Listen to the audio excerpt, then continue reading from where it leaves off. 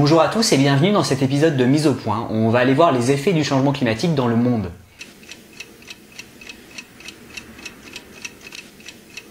Rentrons tout de suite dans le vif du sujet. À la fin de la dernière vidéo, je vous montrais cette image, une image pleine d'informations et lourde de sens. Tous les pays ne sont pas égaux devant le changement climatique. Certains subiront plus d'effets que d'autres, certains auront plus de capacité d'adaptation que d'autres. Un Français qui profite d'un hiver doux ne portera pas le même regard sur le changement climatique qu'un Pakistanais emporté par une inondation. Un Russe appréciera plus l'augmentation de température qu'un Africain qui voit s'étendre le Sahara jusqu'à dans ses champs. C'est peut-être une évidence, mais je trouve qu'elle n'est pas assez dite. Un rapide regard sur cette carte montre que ce sont les régions les plus pauvres qui semblent les plus exposées aux perturbations à venir. Et c'est vrai que c'est un constat un peu triste. On dit parfois que le changement climatique redistribue les cartes. Mais on constate que les pays riches et les pays pauvres ne tirent pas dans le même paquet. Et il y a encore plus drôle. Cette carte montre les émissions de gaz à effet de serre par personne pour chaque pays pour l'année 2000. Si on regarde les émissions des différents pays, on remarque quelque chose d'intéressant, quelque chose d'acide, quelque chose de cynique. Les pays qui émettent le plus, et donc ont la plus grande responsabilité dans le changement climatique, sont les pays qui y sont le moins vulnérables et qui seront le moins affectés. Inversement, les pays pauvres qui ne sont que très peu responsables du changement climatique sont ceux qui en souffrent le plus. Évidemment, il y a des exceptions. Par exemple, les pétromonarchies du Golfe arabique ont beaucoup émis et risquent de subir des effets néfastes conséquents. Mais de façon générale, les pays qui polluent le plus sont ceux qui souffrent le moins et inversement. Si je vous montrais les émissions cumulées depuis le début de la révolution industrielle au lieu des émissions d'une année, on observerait la même tendance. C'est ça le cynisme climatique, son humour noir. C'est aussi là qu'on peut comprendre pourquoi une part non négligeable de la population des pays développés se désintéresse de la question. Ce ne sont pas les populations polluant le plus qui voient et subissent les impacts les plus importants. Quel intérêt d'arrêter de rouler en voiture si ce n'est pas moi qui vais mourir de faim? Pourquoi je me soucierais que mes actions engendrent des guerres si ces guerres ne m'affectent pas? Et le mauvais goût ne s'arrête pas là. Ceux qui nient le changement climatique aiment imaginer que c'est un complot des pays riches pour empêcher les pays pauvres de se développer. Le mouvement environnementaliste est de loin le plus puissant dans l'art d'empêcher les pays en voie de développement de se développer. Là, nous atteignons un niveau de cruauté tout à fait appréciable. Pour décrédibiliser la lutte contre le changement climatique, on fait croire que les pays pauvres qui en bénéficieraient grandement en sont en fait les victimes. Ah, c'est du grand art, c'est un niveau de cruauté exquis, un niveau de cynisme délectable. Mais qu'est-ce qui se cache derrière cette carte de vulnérabilité? Quels sont les impacts prépondérants du changement climatique? On en a déjà parlé, alors on va aller vite. On sait que les régions littorales sont menacées par la montée des eaux. Cela va déplacer de nombreuses personnes et détruire des infrastructures. Mais on a aussi vu que parmi les phénomènes qui nous préoccupent, c'est l'un des plus lents. En revanche, la montée en température et l'acidification des océans, mais aussi les modifications des circulations atmosphériques, océaniques et des flux de nutriments vont faire évoluer les aires de répartition de certaines espèces et leur productivité. Donc le changement climatique va considérablement affecter les écosystèmes marins, ce qui peut rapidement se répercuter sur les sociétés humaines qui dépendent des produits de la mer. Si on continue d'examiner ce qu'il se passe sur les océans, il y a un changement qui peut s'avérer important pour l'économie et la géopolitique. La calotte arctique fond inexorablement. Elle pourrait avoir complètement disparu d'ici 2050. Cette disparition progressive donne accès à des ressources inexploitables jusqu'ici et ouvre des voies commerciales qui n'existaient pas, ce qui mènera inévitablement à des tensions diplomatiques entre les gagnants et les perdants de la course à l'Arctique. De façon générale, les problèmes environnementaux à travers le changement climatique ou l'épuisement des ressources fossiles joueront un rôle important dans la géopolitique du siècle qui s'ouvre. Mais le changement climatique est surtout une évolution des différents climats, une augmentation des températures, mais aussi une intensification du cycle de l'eau. Les zones sèches vont s'aridifier et les zones ou les périodes humides verront leurs précipitations s'intensifier. Les pays qui connaissent une saison sèche et une saison humide fortement marquées par les moussons connaîtront des saisons sèches encore plus sèches et des moussons plus intenses. Des phénomènes de précipitation extrêmes comme les spectaculaires inondations de 2010 au Pakistan qui avaient fait des centaines de morts, avaient affecté 21 millions de personnes et laissé 10 millions de personnes sans abri seront de plus en plus fréquents. Une des grandes inquiétudes liées au changement climatique est ce qu'on appelle le stress hydrique. On parle de stress hydrique quand la demande en eau dépasse les ressources disponibles. Dans de nombreuses zones, les raisons derrière le stress hydrique sont l'augmentation de la population, de mauvaise gestion agricole ou des industries avec une forte consommation d'eau. Mais dans certaines régions comme le sud des États-Unis, le Maghreb ou le Moyen-Orient, le changement climatique va venir diminuer les précipitations et aggraver des situations de stress hydrique existantes. Le manque d'eau peut rapidement avoir des impacts dramatiques sur les populations et les régions concernées, surtout quand elles sont déjà en proie à la pauvreté et à l'instabilité politique. Et dans un monde où tout est connecté, on sait bien qu'une instabilité locale peut vite entraîner de lourdes conséquences pour toute la planète. Et puis, vous vous en doutez, si on touche à la température et aux précipitations, on affecte également l'agriculture. Et c'est une autre grande source de préoccupation. Les rendements agricoles vont diminuer. Si on regarde ce graphique qui synthétise les nombreuses projections et études faites sur le sujet, on voit vite que l'avenir nous promet quelques petits problèmes. Dans un monde où la population continue de grossir et où les habitudes alimentaires n'évoluent pas forcément dans la bonne direction, une diminution des ressources alimentaires peut vite devenir un problème majeur. Et là, il y a quelque chose qu'il faut que je clarifie. Le changement climatique, ce n'est pas la fin du monde. Ce n'est pas l'image que certaines personnes en ont. Ce n'est pas un mécanisme qui se déclenchera à une date donnée et aura des conséquences effroyables. Non, c'est plus retors, c'est plus pervers que cela.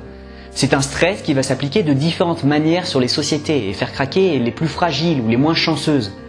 Le changement climatique est une mise sous pression de plus en plus forte des sociétés qui voient leurs ressources et leurs marges de manœuvre diminuer jour après jour. Le changement climatique est souvent qualifié de multiplicateur de risques, de tous les risques. Il va par exemple accroître les chances d'avoir des phénomènes extrêmes, des sécheresses, des inondations, des famines, et donc indirectement des révolutions, des guerres civiles, des conflits, des exodes.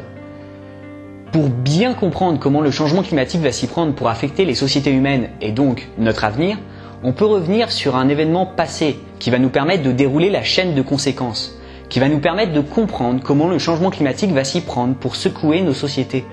En 2010-2011, on observe un enchaînement de catastrophes extrêmes. Vagues de chaleur, vagues de froid, fortes intempéries. Tout ça fait chuter le niveau des récoltes de blé des principaux exportateurs. La Russie, l'Ukraine, le Canada, l'Australie. Au même moment, la Chine, qui connaît une sécheresse exceptionnelle, achète d'importantes quantités de blé sur les marchés. Le prix du blé passe de 157 $ la tonne en juin 2010 à 326 $ la tonne en février 2011. Parmi les plus gros importateurs de blé, 8 sont des pays arabes dont la population consacre une part importante de leurs revenus à la nourriture, parmi lesquels le Yémen, la Jordanie, l'Égypte ou la Tunisie. Cette augmentation spectaculaire et l'impact sur les populations des pays importateurs est un des facteurs reconnus du printemps arabe. D'ailleurs, je vous avais déjà parlé dans une précédente vidéo du facteur climatique dans la guerre civile en Syrie. Évidemment, les printemps arabes sont le résultat de plusieurs phénomènes complexes et interconnectés, et il peut être difficile d'identifier tous les facteurs et encore plus de leur accorder une importance. Alors qu'on soit d'accord, je ne dis pas que le changement climatique est responsable du printemps arabe. Mais compte tenu de ce que l'on sait, il serait tout aussi faux de dire que les facteurs environnementaux n'y ont joué aucun rôle. Ce qui pose une question. Si le changement climatique va avoir un rôle important à jouer dans les crises de demain, qu'elles soient politiques, économiques ou humanitaires, est-ce que les gens qui pensent la géopolitique le prennent en compte? Pour se faire une idée, allons jeter un coup d'œil à l'armée la plus puissante du monde. Les États-Unis souffrent de nombreux problèmes liés au changement climatique. L'inondation du Colorado en 2012, incendie géant en Californie en 2013, la sécheresse du Midwest qui continue depuis plusieurs années. Un véritable choc pour l'armée américaine fut aussi l'ouragan Katrina en 2005, qui révéla le manque de préparation pour faire face à une catastrophe naturelle sur son propre sol. Un déficit de moyens l'obligeant même à faire appel à des sociétés militaires privées pendant les premiers jours de la crise. Ces nombreux éléments, ainsi que les implications géopolitiques du changement climatique sur l'Arctique ou sur le développement de zones de conflit, ont poussé l'armée américaine à prendre de plus en plus en compte cette question. La notion revient de façon fréquente dans les publications de celle-ci, y compris dans les documents officiels qui définissent les grands axes politiques de la défense et de la sécurité américaine. On y voit une quantification des risques au niveau national et international, des mesures d'adaptation aux différents problèmes, une amélioration des services de secours en cas de catastrophe naturelle, ou encore la volonté de développer des énergies indépendantes des importations de combustibles fossiles. Ils ont compris que les États-Unis ne sont et ne seront pas épargnés par le changement climatique. Aussi bizarre que cela puisse paraître dans un pays développé où l'un des deux grands partis continue de faire tout ce qu'il peut pour désinformer sur la question, l'armée est particulièrement lucide sur les implications futures du changement climatique. Les impacts du changement climatique sur le monde est un vaste sujet que cette vidéo ne fait qu'effleurer. Vu que c'est peut-être ma dernière vidéo sur le changement climatique, je vais prendre encore une minute pour vous présenter une vue d'ensemble. Les recherches récentes en paléoclimatologie permettent de reconstruire le passé avec une précision appréciable. Notre espèce a commencé à peupler la Terre à la fin de la dernière glaciation, avançant au fur et à mesure que les grands glaciers reculaient. Mais c'est une époque de grande stabilité climatique qui a permis aux civilisations de se développer. Sans un climat stable et prévisible, la mise en place de l'agriculture et de l'élevage aurait été impossible. Durant cette période, les petites variations climatiques, qu'elles soient dues au volcanisme ou au cycle solaire, ont eu des impacts massifs sur les sociétés humaines. Cette époque de stabilité climatique est maintenant derrière nous. Le changement climatique en cours, avéré et observé, est probablement le plus rapide que la Terre ait connu. Je ne dis pas que nous courons à la fin du monde. Nous sommes une espèce intelligente, nous avons des capacités d'adaptation. Nous pouvons limiter le changement climatique futur en agissant maintenant et nous pouvons limiter les problèmes à venir en les anticipant. Mais croire qu'un tel changement n'aura pas de conséquences pour les sociétés humaines et leur environnement est complètement illusoire. Et les conséquences sont déjà là, la pression se fait déjà sentir, même si ce n'est que le début.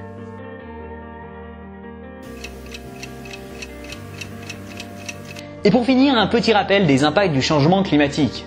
La perte de biodiversité, même si je n'en ai pas encore parlé, c'est un vrai problème. L'acidification des océans, souvent oubliée et peu connue, elle est pourtant préoccupante. L'augmentation des phénomènes extrêmes. Qui sème le CO2 récolte la tempête. Et les inondations, et les sécheresses, etc. La modification des différents climats, et en particulier l'intensification du cycle de l'eau, qui va modifier les conditions physiques des sociétés humaines et va entraîner une baisse des rendements agricoles. Sans oublier l'élévation du niveau de la mer, ou encore la fonte des glaciers. Ainsi font les glaciers du monde entier. Ainsi font, 3 petits tours et puis s'en vont. Et surtout, ne faites pas l'erreur de vous arrêter à ces impacts. Ce ne sont que les premiers maillons d'une chaîne de conséquences. Cette liste peut rapidement en entraîner une autre qui concerne plus directement les sociétés humaines. Augmentation des inégalités, accès à l'eau plus difficile, famine, guerre, déplacement de population, effondrement économique.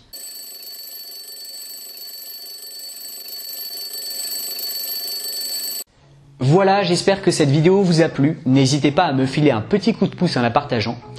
Alors le changement climatique, c'est un sujet vaste et compliqué. J'ai sélectionné certains éléments que je vous ai exposés ici pour vous aider à prendre conscience du problème ou à mieux le comprendre. Mais je ne prétends pas du tout avoir fait le tour de la question. Mais le changement climatique n'est pas le seul impact environnemental auquel nous sommes confrontés. Dans la prochaine série de vidéos, je vais vous parler un peu de la pollution. Après tout, le changement climatique n'est qu'un impact d'un certain type de pollution. C'était le Réveilleur et à bientôt sur le net.